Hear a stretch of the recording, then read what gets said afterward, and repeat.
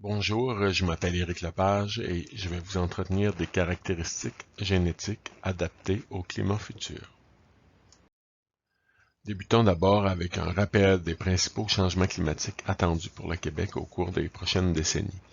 Tout d'abord, au niveau de la température, il est possible d'anticiper une augmentation des températures entre 0,8 et 2,5 degrés Celsius durant l'horizon 2011-2040.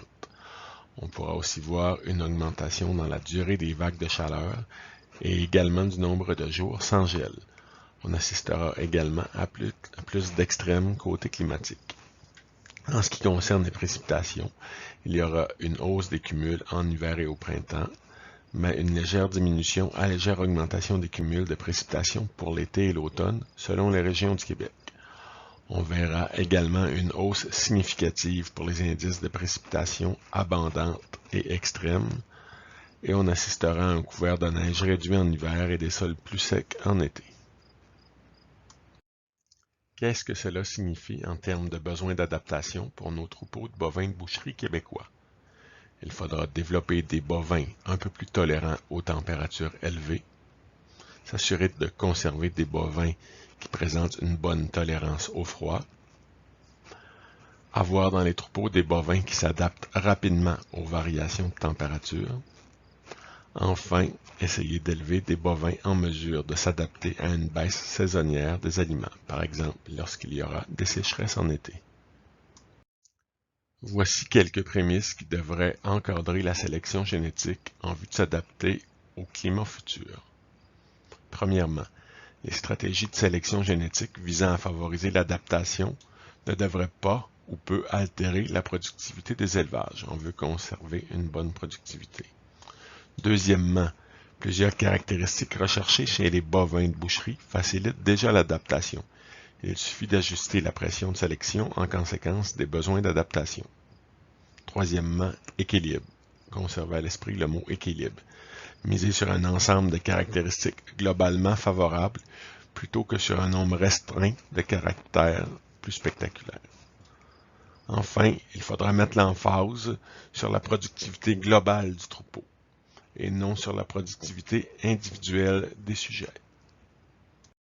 Toujours dans le même ordre d'idées de s'adapter au changement climatique, il faut sélectionner les individus les mieux adaptés au stress thermique dans des races répondant déjà aux besoins du marché. Ça représente une meilleure option que de tenter d'introduire des races adaptées au stress thermique, mais pas au reste, comme le marché québécois ou canadien. La sélection est complexe. Il existe peu de mesures directes reliées à la faculté d'adaptation, notamment à la résistance au stress thermique. Il faudra prendre des mesures dans des environnements présentant des défis d'adaptation. Exemple, la prise du gain au pâturage en été pourrait être une mesure intéressante pour valider l'adaptation des animaux. Enfin, la génomique représente une voie d'avenir intéressante qu'il faudra adopter et implanter tranquillement dans les troupeaux. Débutons avec une première partie qui traitera des bovins plus tolérants aux températures élevées. Au cours des années à venir, il y a fort à parier que les bovins seront plus souvent en dehors de leur zone de thermoneutralité, surtout en été et possiblement pendant des périodes un peu plus longues. Qu'est-ce que la zone de thermoneutralité? C'est la plage de température pour laquelle l'animal n'a pas à dépenser d'énergie supplémentaire afin de maintenir sa température corporelle. Il n'a pas à dépenser d'énergie pour se réchauffer ou pour se refroidir. Les limites de cette plage de température sont appelées température critique inférieure et température critique supérieure. Normalement, pour des bovins adultes adaptés et propres, la plage de thermoneutralité va être entre 0 et 25 degrés Celsius. Qu'est-ce que je vais dire par des bovins adaptés et propres? En termes de propreté, un bovin qui aurait un pelage souillé ou humide, le pelage va avoir une capacité isolante inférieure, donc on pourra moins le garder au chaud. La même chose vaut pour le pelage au niveau de l'adaptation. La longueur et la densité du pelage vont varier en cours d'année pour s'adapter aux températures ambiantes. Température exceptionnellement froide, par exemple, qui arriverait là, en début d'automne, Le bovin pourrait être sorti de sa zone de thermoneutralité, même si la température serait supérieure à zéro, du fait que le pelage n'est pas encore assez long pour l'isoler convenablement. La zone de thermoneutralité va être influencée par la température, par le vent qui, surtout en hiver, peut augmenter l'effet de froid, par l'humidité relative qui, en été, va augmenter la sensation de chaleur, et par la radiation solaire qui va influencer la chaleur ressentie par les animaux, surtout quand ils sont foncés. Vous pouvez voir ici un tableau présentant le niveau de confort des bovins en fonction de la température et de l'humidité relative. Pour plus de détails à cet effet, vous pouvez consulter le module sur le stress thermique développé par Mme Véronique Ouellet. Commençons d'abord par identifier les bovins les plus susceptibles aux températures élevées. On retrouve dans ce groupe les bovins présentant des pelages foncés, les bovins non acclimatés avec une mue tardive ou non terminée, les bovins très productifs au niveau du gain ou du lait, les animaux avec un rapport poids sur surface plus élevé, les bovins gras, les bovins avec un historique de problèmes de santé, surtout au niveau des maladies respiratoires, les bovins gardés dans des espaces clos, au soleil ou dans des endroits sans mouvement d'air, ainsi que les bovins nerveux. Nous pouvons voir dans ce diagramme différentes causes liées à la susceptibilité à des températures élevées des bovins. Premièrement, il y a les facteurs propres au bovin ou inhérents à chaque bovin, comme sa génétique et son tempérament. Enfin, il y a les facteurs un peu plus environnementaux ou qui relèvent de la gestion d'élevage, comme l'acclimatation, le degré de finition de l'animal et la santé de l'animal. Au niveau des caractéristiques génétiques pouvant aider les bovins à faire face aux températures élevées, on peut d'abord examiner les caractéristiques liées au pelage. Lorsque c'est possible et bien sûr à qualité égale, il faudrait privilégier des animaux avec des couleurs de robe un peu plus pâles pour minimiser l'effet des radiations solaires. La pigmentation autour des yeux et au niveau du pis va contribuer à réduire la susceptibilité aux insolations. Enfin, une mue hâtive vers le pelage lisse d'été, qui présente d'ailleurs une irritabilité de 35%, va faciliter l'adaptation aux températures élevées et va améliorer la productivité globale des animaux durant la saison chaude.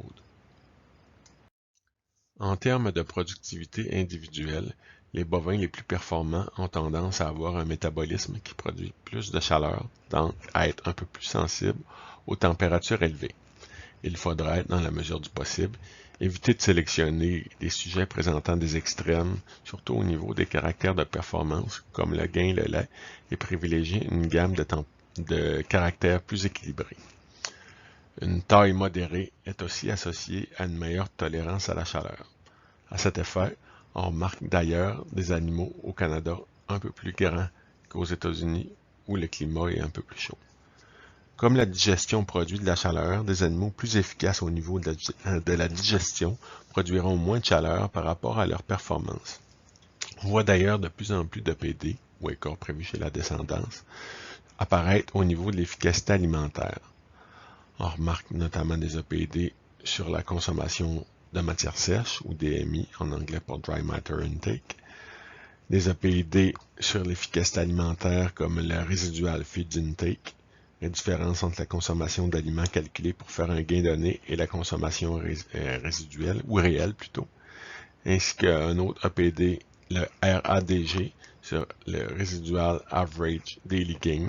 C'est une différence entre le gain moyen quotidien calculé pour un programme alimentaire donné et le gain moyen quotidien réel. Ça va démontrer pour ces animaux qui présentent un avantage entre le calculé et le réel, une meilleure efficacité que ce qui est prévu comme performance. On l'a vu précédemment, les bovins gras présentent généralement une moins bonne tolérance aux températures élevées. Donc, en été ou durant les périodes chaudes, il faudrait essayer d'avoir des sujets avec des cotes de chair modérées, des gras dorsales modérés, car le gras agit à titre d'isolant thermique. Il existe une bonne variation de la facilité à déposer du gras entre les races, mais aussi entre les lignées et les sujets d'une même race. faudrait opter pour une sélection modérée au niveau du gras dorsal, trouver un équilibre entre la protection contre le froid en hiver, auquel le gras contribue, l'évacuation de la chaleur en été, et le stockage d'énergie pour les périodes de rareté alimentaire. Idéalement, les vaches devraient entrer dans le cœur de la saison estivale, sans excès de gras, et en ressortir plus grasses pour bien affronter les rigueurs de l'hiver. Le tempérament va également avoir une incidence sur la capacité des bovins à tolérer les températures élevées.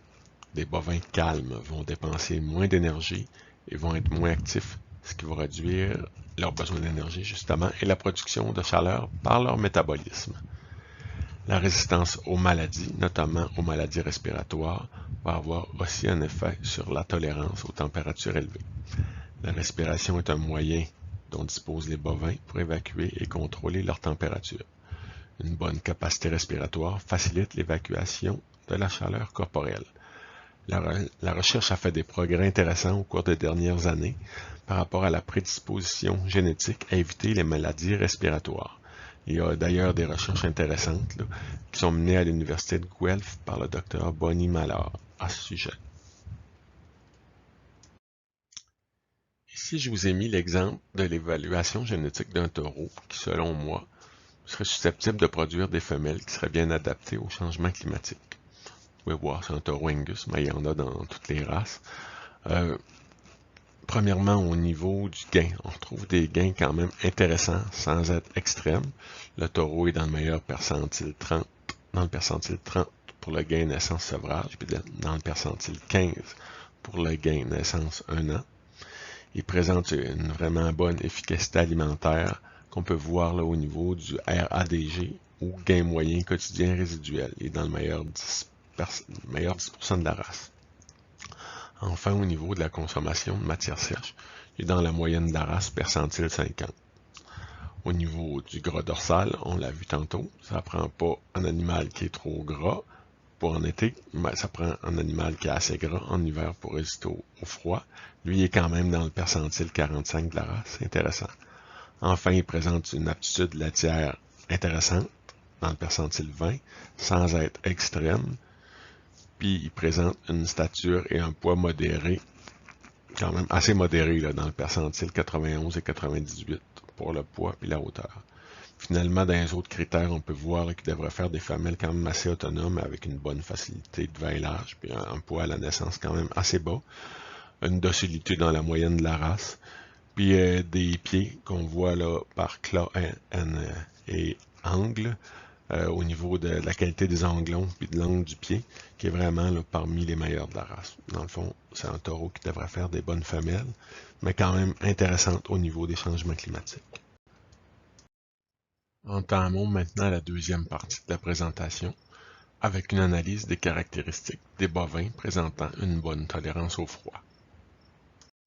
Parmi les bovins les plus susceptibles aux basses températures, on retrouve ceux avec un état de chair déficient ou une faible couverture de gras, les bovins présentant un pelage court ou avec une densité déficiente, ou encore un pelage souillé ou humide. Certaines races de bovins avec un cuir plus mince. Finalement, les bovins présentant un rapport poids-surface plus faible, comme les veaux, sont généralement plus sensibles aux basses températures. Au niveau du pelage, un pelage dense, long, propre et sec fournit généralement une bonne isolation. Il faut noter qu'il y a une bonne variabilité inter-race et intra-race pour la densité du pelage, la longueur et le diamètre des poils, donc la qualité du pelage. Il faut tenter de sélectionner des animaux avec un pelage dense qui va leur assurer une bonne résistance aux conditions hivernales. Il faut aussi considérer la qualité du cuir ou de la peau d'un animal. Un cuir épais fournit une meilleure protection contre le froid. Certaines races, comme la race Hereford, présentent naturellement un cuir plus épais. À l'opposé, d'autres races, comme les races laitières, notamment la Holstein, vont présenter une épaisseur de cuir plus mince.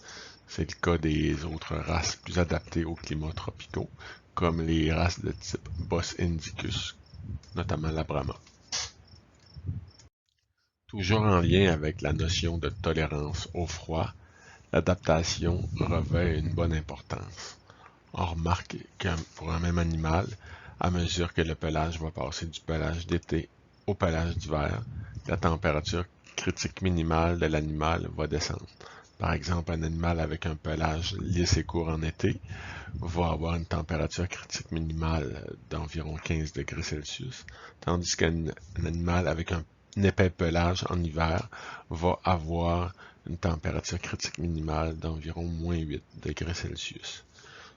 Toute la notion là, des blizzards ou des tempêtes hâtives vont être particulièrement difficiles ou dures sur l'animal, étant donné que celui-ci n'a pas fini de s'adapter aux conditions hivernales. Dans le fond, un blizzard d'automne, une tempête hâtive, va être plus dur essentiellement sur l'animal qu'une tempête en hiver, quand l'animal, à son pelage d'hiver, est adapté correctement. Nous avons ici un tableau qui illustre l'augmentation des besoins d'entretien en température froide en fonction de l'épaisseur du cuir de l'animal et de la propreté de son pelage. Nous avons 3 niveaux de température, soit une température de moins 1 degré Celsius, une autre température caractéristique là, des températures moyennes de janvier, mettons à moins 12 degrés Celsius, une température vraiment froide de moins 23 degrés Celsius. Pour un animal normal, à moins 1 degré Celsius, il va présenter des besoins d'entretien qui correspondent environ à 119% des besoins d'entretien normaux là, dans sa zone de température normale. Là, comme il fait un petit peu froid, il est à 119%. On remarque aussi que le fait que le pelage soit sale et humide ne fera pas une grosse différence parce que l'animal est près de sa limite inférieure, là, mais qu'il la dépasse pas beaucoup. Par contre, lorsque la limite inférieure de température est dépassée plus largement, là, et si on se rappelle qu'elle est de 0 environ, si la température est de moins 12 degrés Celsius, l'animal va passer à 129% des besoins s'il a un pelage propre et sec et 155% des besoins s'il a un pelage sale et humide. Si on regarde au niveau de l'épaisseur du cuir, avec une température de moins 12 degrés Celsius, un animal avec un pelage sale et humide va avoir besoin de 168% des besoins normaux, tandis qu'un animal avec un cuir épais va être à 145%. On remarque dans le fond l'effet de la température, l'effet de l'épaisseur du cuir comme un élément de tolérance au froid, de même que la propreté du pelage. On a vu que le gras est un excellent isolant. En été, lorsqu'il y a des températures chaudes, on a vu qu'un animal avec un excès de gras pouvait être un peu désavantagé parce que le gras va empêcher ou nuire à la thermorégulation, c'est-à-dire que l'animal va avoir de la difficulté à sortir son excès de chaleur corporelle. Par contre, en hiver, avoir une couche de gras adéquate, c'est un plus. Ça va offrir une bonne protection contre le froid ambiant. À cet effet-là, quand on sélectionne des animaux, si on veut un taureau, par exemple, qui va produire de la femelle qu'on va garder comme remplacement, ça peut être bien d'avoir un EPD gras dorsal qui va favoriser le dépôt d'un petit peu plus de gras. Comme ça, on va avoir des femelles qui vont avoir plus de facilité à se maintenir en hiver puis à demeurer productives dans un environnement là, qui présente des défis. Par contre, si on veut un taureau, pour lequel les sujets, là, la descendance va surtout être vendue destinée à l'engraissement, ça peut être bien de viser un petit peu moins de gras. Parce que un excès de gras va nuire au rendement en viande maigre. Puis quand on fait de l'engraissement, ce qu'on veut, c'est du rendement en viande maigre. Ça fait peut-être un avantage un peu plus pour le gras quand on fait du remplacement, puis peut-être viser un peu moins de gras quand on fait surtout des sujets destinés à l'engraissement. Il faut aussi se rappeler que la prédisposition à déposer du gras, c'est variable d'une race à l'autre. Les races britanniques ont généralement, mettons, une facilité un peu plus grande à déposer du gras que les races dites continentales. Mais il faut aussi se dire que même à l'intérieur des races, ça varie grandement là, la facilité à déposer du gras de sujets à d'autres sujets là, de lignées différentes. En ce qui concerne les besoins d'entretien, c'est-à-dire les besoins énergétiques des animaux, des bovins, c'est certain que des bovins qui vont présenter des besoins d'entretien plus modérés vont gagner ou conserver plus facilement de l'état de chair lorsque les conditions vont être plus exigeantes ou plus challengeantes, si on veut dire, là, comme des conditions plus froides en hiver, et que nécessairement, ça va prendre une alimentation un peu moins riche. En bas de la diapositive, on a l'ordre de satisfaction là, des besoins énergétiques chez un bovin. Premièrement, le bovin va répondre avec l'alimentation qui va lui être servie à ses besoins vitaux et de croissance.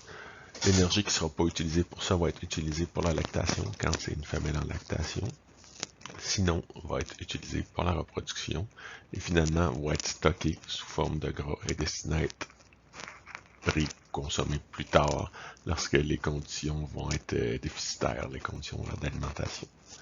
Ce qui fait que si on a un animal qui nécessite moins de besoins vitaux ou de croissance, étant donné qu'il est un peu plus modéré, ou même qui donne un peu moins de lait, les besoins qui vont être, l'énergie qui va être nécessaire à la reproduction ou au stockage du gras vont être plus disponibles.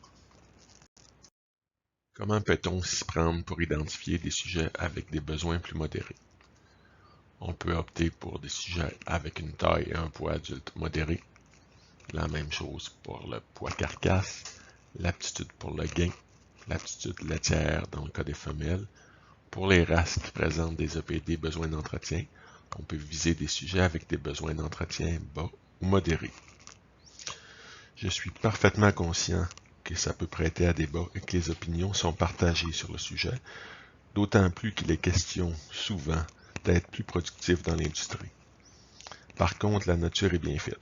Ce qu'elle ne nous donne pas, elle ne nous le prend pas en intrant.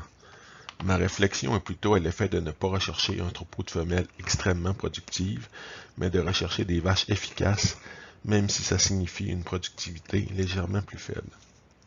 Ça coûtera beaucoup moins cher à l'éleveur d'aller chercher le potentiel génétique pour les caractères énergivores, comme le gain ou un poids de carcasse élevé, via un taureau en croisement terminal, car on nourrit un taureau pour 20 à 40 vaches. Chaque éleveur doit trouver son équilibre, mais avec le poids des vaches qui augmente d'année en année, il est certain qu'il y a une réflexion à faire à ce niveau. Pour illustrer le propos de la diapositive précédente, je vous ai mis ici l'évaluation génétique d'un taureau. C'est vraiment pas un mauvais taureau, c'est un excellent taureau, c'est même une vedette de sa race. Par contre, ce taureau-là, s'il est utilisé pour produire des femelles de remplacement, il risque de produire des femelles quand même assez énergivores. Pourquoi? Parce qu'il est dans les leaders de sa race, dans le meilleur 1% pour les gains de poids naissance, sevrage et naissance 1 an, qu'on peut voir dans Winning Weight, Yearling Weight. C'est un taureau qui va manger beaucoup. On le voit dans DMI, Dry Matter Intake, qui est dans le pire 1% de sa race, c'est-à-dire qu'il mange parmi le plus de sa race.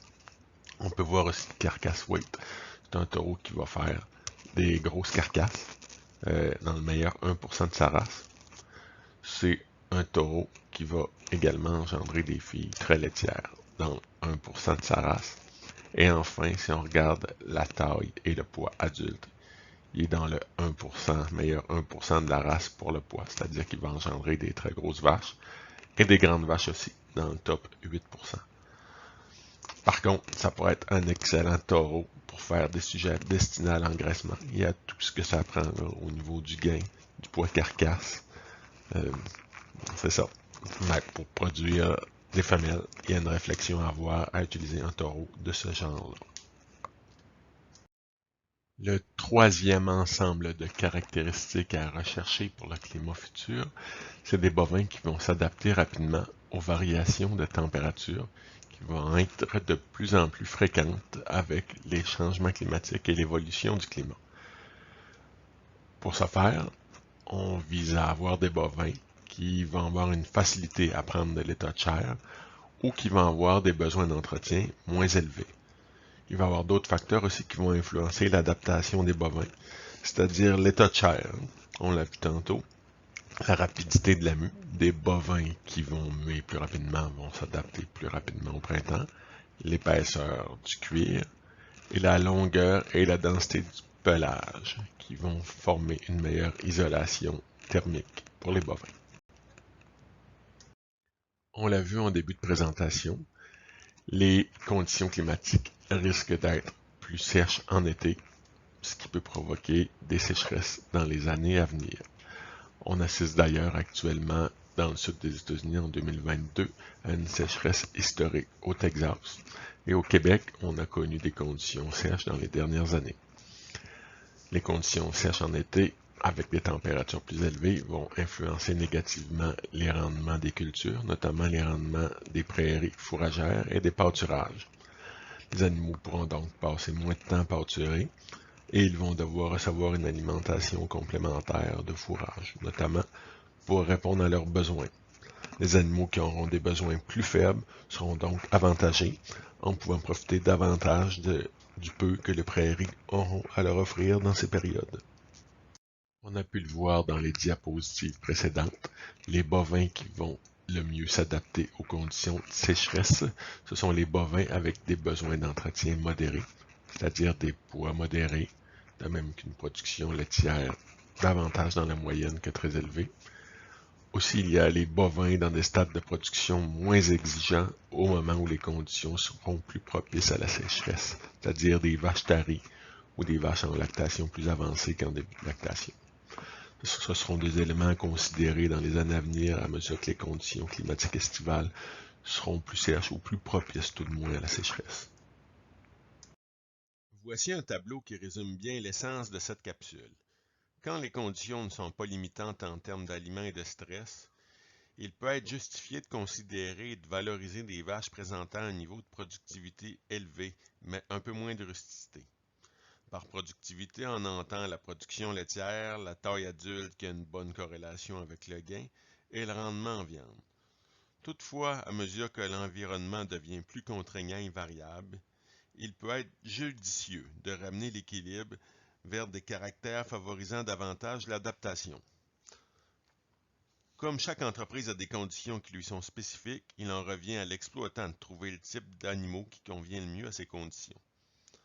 Dans le même ordre d'idées, on essaiera d'aller chercher les caractères favorisant l'adaptation chez nos femelles et on mettra beaucoup plus d'emphase pour aller chercher de la productivité avec les taureaux terminaux destinés à produire les veaux d'embauche qui seront vendus.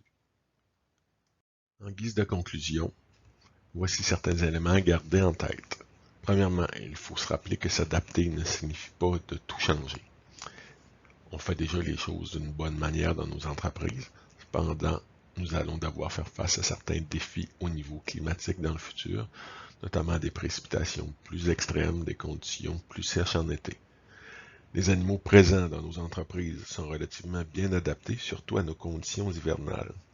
Il faut cependant les rendre plus résilients face aux conséquences du réchauffement climatique, donc amorcer une certaine réflexion à cet effet sur nos façons de faire. Il faut aussi garder à l'esprit que les adaptations ne seront pas tous les mêmes d'une ferme à l'autre, parce qu'il y a plusieurs systèmes d'élevage en place au Québec. Un point qui est tout de même positif, malgré les changements auxquels nous devons faire face, c'est que les caractéristiques qui vont conférer une plus grande résilience devraient permettre une plus grande indépendance pour les entreprises et des gains économiques pour les entreprises. Cependant, pour y arriver, il faut repenser notre façon d'évaluer la productivité de nos fermes en termes de valorisation des ressources et d'efficacité et sortir du paradigme de la performance individuelle à tout prix. En espérant que vous aurez apprécié le contenu qui vient de vous être présenté, je vous remercie d'avoir pris le temps de regarder cette capsule. Portez-vous bien.